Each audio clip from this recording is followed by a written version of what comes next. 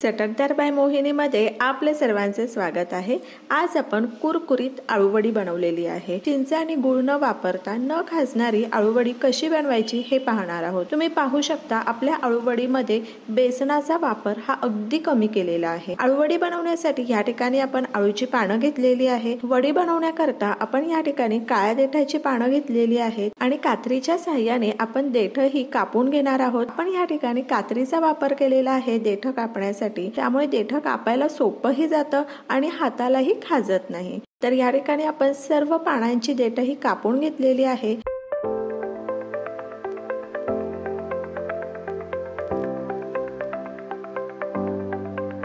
आता आपली सर्व देठ ही कापून झालेली आहेत।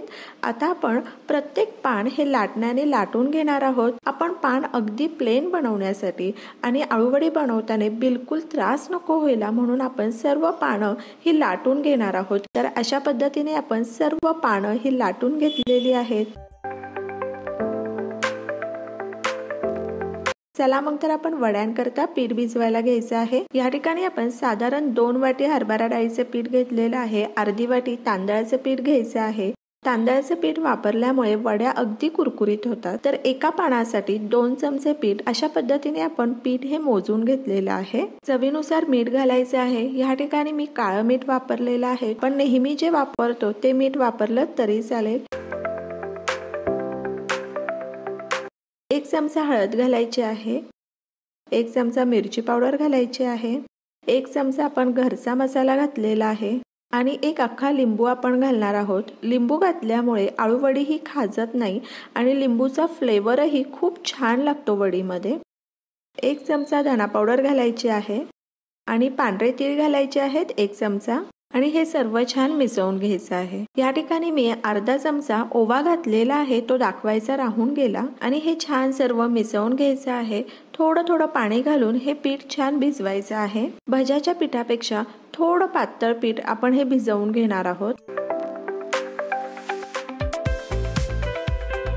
तर अशा पद्धतीने आपलं पीठ हे तयार आहे।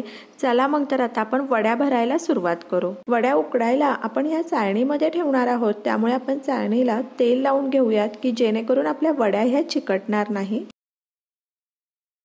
सर्वात मोठं पान हे खाली ठेवायचं आहे आणि सर्व पानाला एकसारखं पीठ हे लावून घ्यायचं आहे। पिठाचं प्रमाण अगदी कमी ठेवायचं आहे।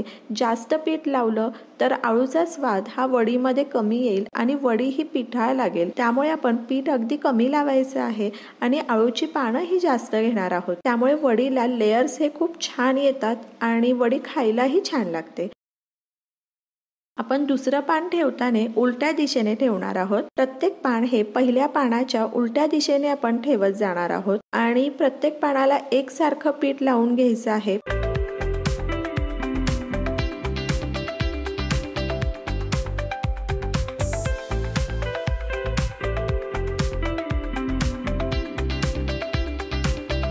तर जवळपास या ठिकाणी आपण 8 पानांचा वापर केलेला आहे। तर आळूवड्यांचा रोल बनवण्यासाठी थोडी मेहनत आहे। आपण अशा पद्धतीने साइड ह्या फोल्ड करून घेणार आहोत। आता आपली ही पानं आहेत ही मोठी आहेत, त्यामुळे रोल बनवताना थोडा त्रास होणार आहे।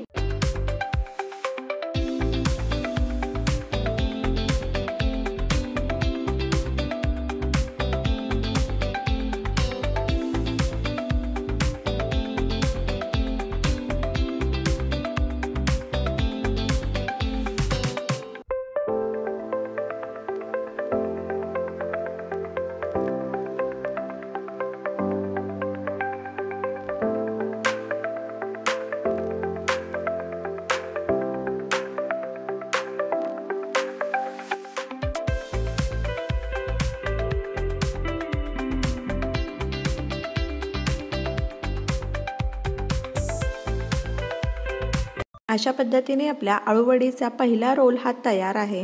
दोन्ही साइडला आपण पीठ लावायचं आहे।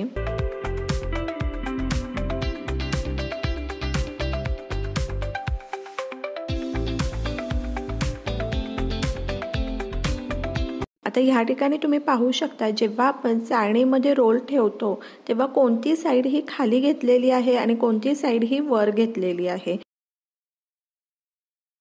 आता मी ह्या वड्या उकडण्यासाठी घमेल्याचा वापर केलेला आहे। तर घमेल्यामध्ये आपण साधारण इतकं पाणी घ्यायचं आहे की 20 मिनिट ते पाणी पुरू शकेल, कारण वड्या उकडण्यासाठी 20 मिनिट लागणारच आहे। तुमच्याकडे स्टीमर असेल तर तुम्ही स्टीमरचाही वापर करू शकता।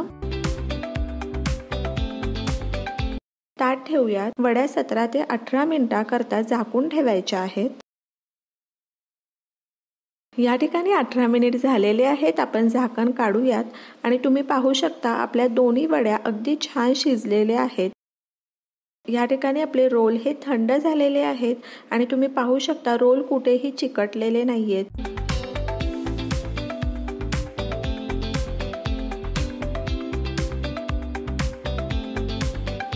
तुम्हाला हव्या तशा तुम्ही वड्या कापू शकता, जाड कापा किंवा बारीक कापा, पण शक्यतो मध्यमच आपण वड्या कापून घेणार आहोत।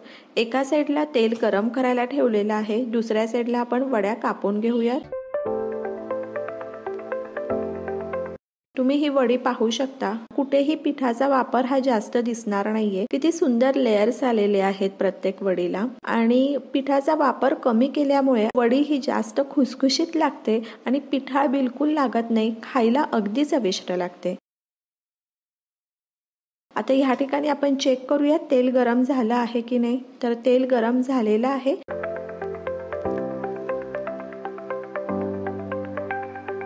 आणि मध्यम आचेवर आपण वड्या छान खरपूस अशा तळून घेणार आहोत।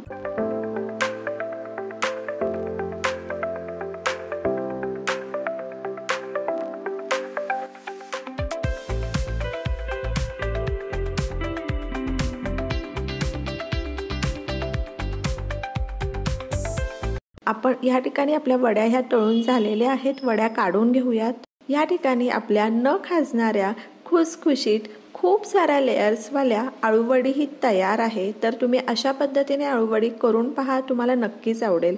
तर अशाच नवनवीन आणि चटकदार रेसिपी पाहण्यासाठी चटकदार बाय मोहिनीला सबस्क्राईब करायचं आहे आणि बेल आयकॉनवर क्लिक करायचं आहे, म्हणजे नवनवीन व्हिडिओज हे तुमच्यापर्यंत पोहोचू शकतील। आणि वेळात वेळ काढून तुम्ही माझी ही रेसिपी पाहिली तर त्यासाठी तुमचे खूप खूप खूप धन्यवाद। पुन्हा भेटूया अशाच एका नवीन रेसिपी बरोबर।